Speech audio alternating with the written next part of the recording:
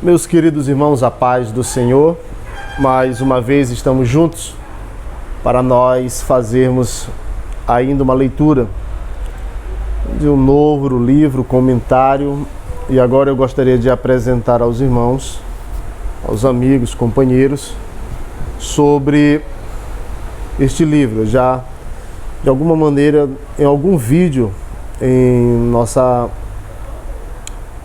página de YouTube, nós temos uma introdução do livro, tá bom?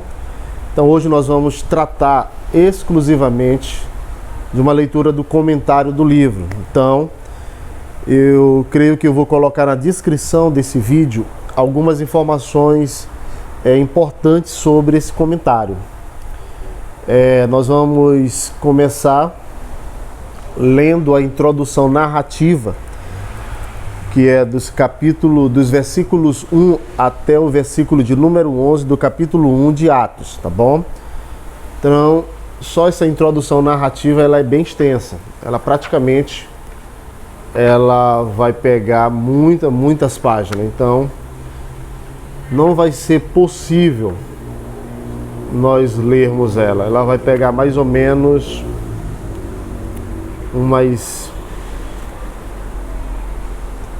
aqui 783 e ela vai até 878. Então, muitas páginas, tá bom? Mas eu gostaria de ler com os irmãos alguma coisa para nós compreendermos a importância desse comentário para nós, tá bom? Que gostamos da teologia bíblica, comentário bíblico. Vamos lá. Deixa eu só mostrar aos irmãos aqui o que nós vamos ler.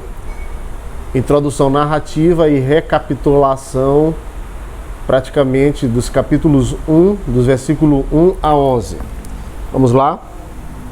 Deixa eu aqui me acomodar para nós lermos com mais qualidade.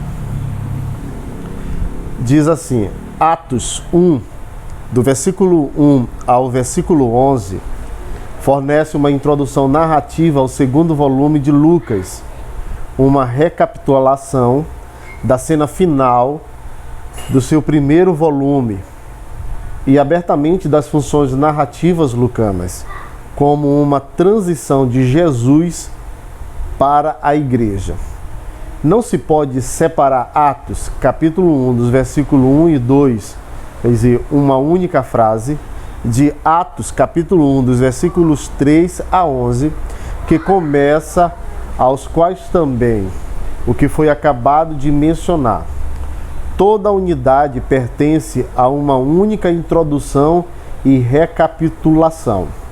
Para fins pragmáticos, o estudo aqui será dividido de maneira a tornar menos difícil de manejar. Então, primeira coisa que o autor ele tenta nos informar é para nós não separarmos, né? A introdução, ela começa do versículo 1 e ela vai até o versículo 11 como uma recapitulação lá do primeiro volume que Lucas escreveu, que é o Evangelho de Lucas, dado o seu nome. Então, esses primeiros 11 versículos, ele está praticamente recapitulando o que ele falou no final do Evangelho de Lucas, tá bom? Muito bem, vamos lá. O primeiro ponto é apresentando as introduções. Vamos lá. As introduções têm o propósito de serem significativas e a de Lucas não é exceção. Por esse motivo, esta introdução receberá comentários mais extensos do que algumas outras partes de Atos. Os escritores, e aí ele traz uma fonte aqui, uma fontezinha, que eu poderia até ler com os irmãos aqui embaixo, de rodapé.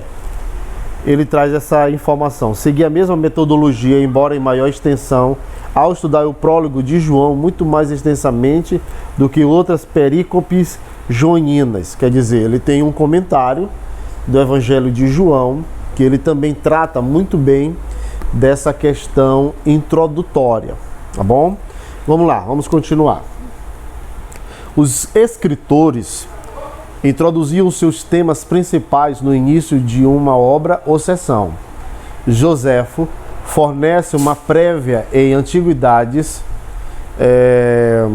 partes, capítulos 2 e versículo 2, seguindo a sua retrospectiva sobre o volume anterior, capítulo 2 e versículo 1. Políbio faz o mesmo em Pólibe, capítulo 3, do versículo 1, e aí até o capítulo 3, dos versículos 5 e 9. Então aqui ele já está dando algumas informações que era normal entre alguns escritores daquela época sobre esse tipo de introdução, prólogo, tá bom?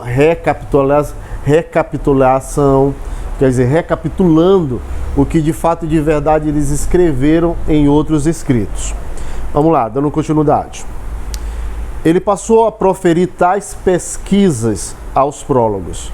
Os manuais de retórica disponíveis no século I aconselhavam que as introduções deveriam resumir alguns dos argumentos que viriam a seguir. Um crítico retórico queixa-se de um historiador anterior a ele que não cumpriu esse padrão na sua introdução. Então, Lucas está seguindo a mesma linha dos escritores para, de alguma maneira, queridos, nos introduzir, né? Introduzir para que possamos compreender melhor o livro histórico de Atos, tá bom? Então, praticamente, o Craig Keener, ele, nesse primeiro ponto introdutório, ele vai fazer essa ligação, tá bom, meus queridos? Vamos continuar. É verdade que Lucas, assim como alguns outros historiadores gregos, não fornece um resumo explícito do que se seguirá.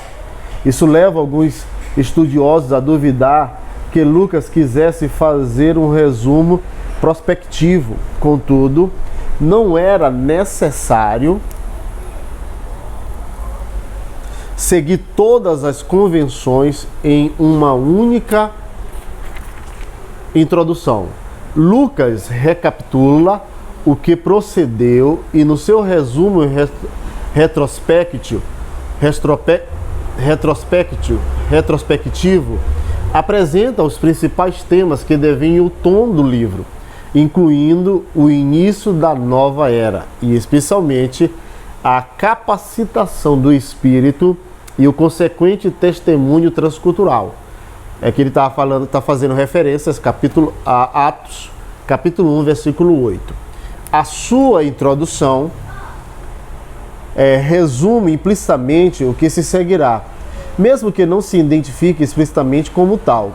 Os 2 primeiros capítulos de Atos fornecem uma espécie de prólogo teológico para o livro de Atos, assim como as narrativas lucanas da infância de Jesus fazem para o Evangelho.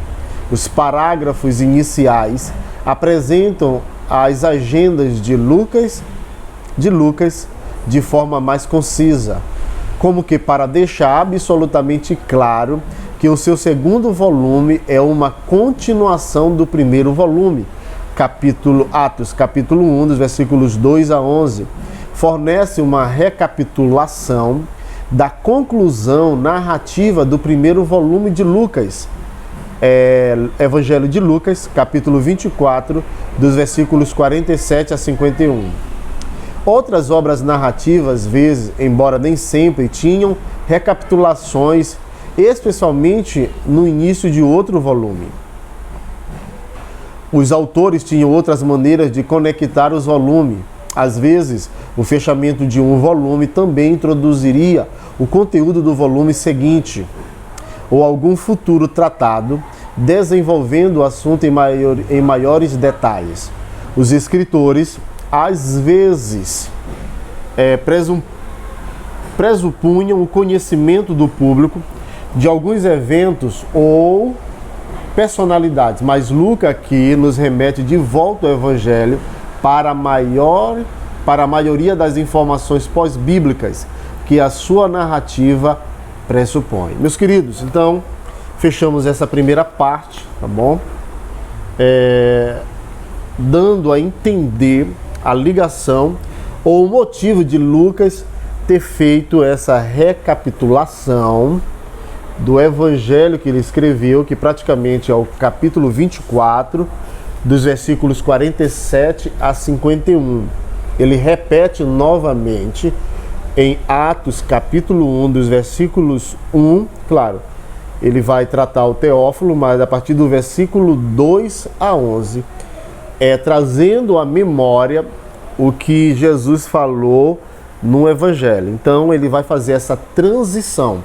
Então, Lucas e Atos é um livro só para ler de uma vez por todas, de uma vez só, tá bom? Não separados, como está na nossa Bíblia, tá bom? Muito obrigado, que Deus abençoe a todos e amém. Valeu.